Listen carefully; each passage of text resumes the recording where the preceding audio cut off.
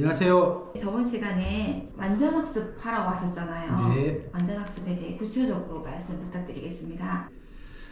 지난 시간에 완전학습을 해야 된다 말씀드리면서 완전학습 두 가지 말씀드렸어요. 하나는 남을 가르칠 수 있을 만큼 정리해야 된다. 특히 개념, 원리, 대표 문제는. 두 번째로는 대표 문제들은 한 줄 풀이를 달아라. 제목을 달면 제일 좋지만 적어도 한 줄 풀이를 달아라. 이렇게 말씀드렸어요. 그래서 이걸 조금 더 쉽게 하는 방법 안내를 드릴게요.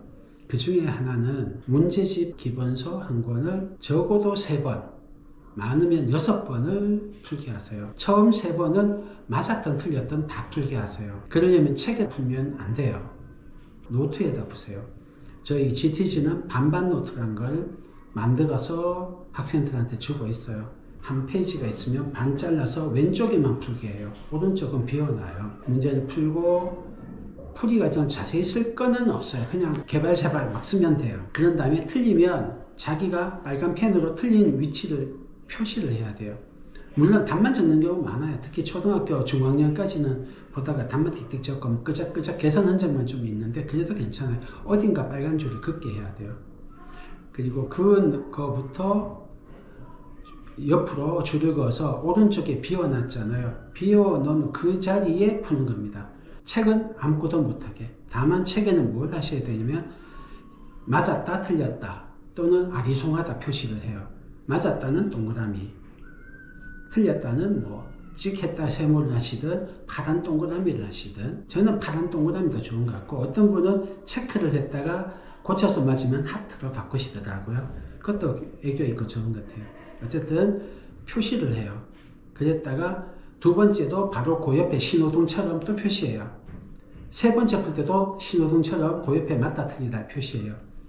4번, 5번, 6번째는 틀렸던 것만 해도 돼요. 틀렸던 것만 집중적으로 더 푸는 거예요. 그렇게 해서 한 6번은 하시라고 권해드립니다. 이렇게 하면은 남한테 가르쳐 주기에 버금가는 효과가 있어요. 6번쯤 하면 머리에 정리가 되거든요. 물론 더 좋기는 백지에다가 한번 쫙 개념이나 원리를 목차에 따라서 쓰는 게 참 좋아요.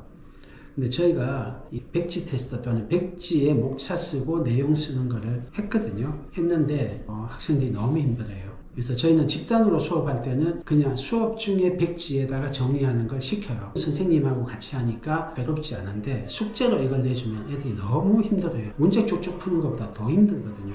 에너지를 너무 많이 소모해서 지속 가능성이 떨어지더라고요. 근데 하실 수 있으면 백지에다 다 쓰도록 하면 최고죠.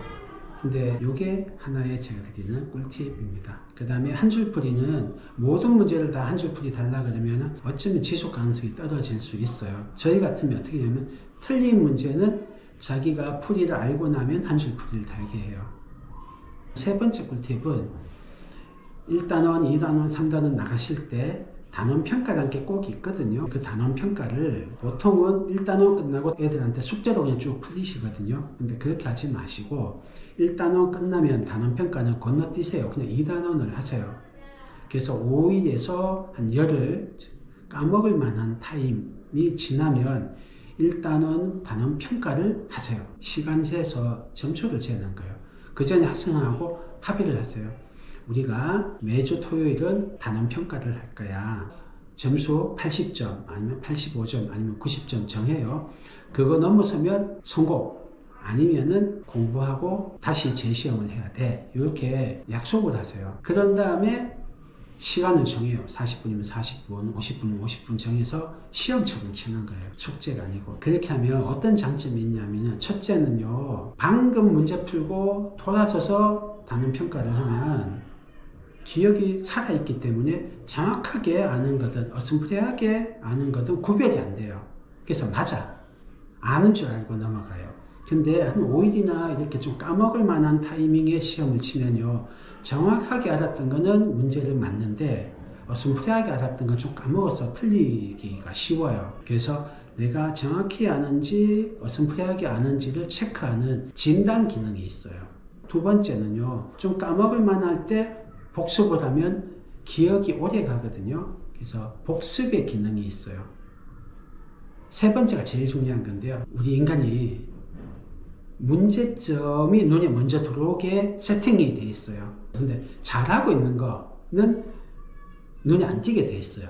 우리가 그렇게 돼 있어요. 잘하고 있는 걸 고칠 필요 없고 신경 쓰지는 않으니까 그 신경과 에너지를 절약해가지고 뭔가 문제를 해결하는데 집중해야 되니까 잘 되고 있는 거는 그냥 지나가기가 쉬워요. 그런데 애들이 잘하고 있잖아요. 사실은 애들이 잘하는 게 90%, 99%고 못하는 게 한 10%도 안 돼요. 근데 못하는 걸 우리가 자꾸 지적하기 쉬워요. 개선해 준다는 미명하에, 얘를 케어한다는 이름하에, 도와준다는 뜻으로, 좋은 뜻으로 문제를 지적하기가 쉬워요. 근데 지적받으면 인간은 하기 싫거든요. 근데 요렇게 시험을 쳐서 통과하잖아요. 80점 넘어갔어. 그럼 하이파이브 하고, 야, 잘했어. 성공이야. 이 한마디를 해주시라고요. 우리는 이 잘했던 거 인정하고 축하하는 거를 잘 못하거든요. 그래서 시스템을 만들어 놓은 거예요. 한 단원마다 내가 우리 자녀의 노력과 성취를 관심 가지고 지켜보다가 인정하고 축하해 준다. 칭찬으로 조정하라는 뜻이 아니에요. 그냥 관심, 인정, 축하거든요. 이거를 하는 시스템을 만든다는 의미가 있어요. 이것 때문에 단원평가를 꼭 시험처럼 치세요. 네, 오늘은 여기까지 하겠습니다. 수학은 즐거운 도전과 탐험입니다.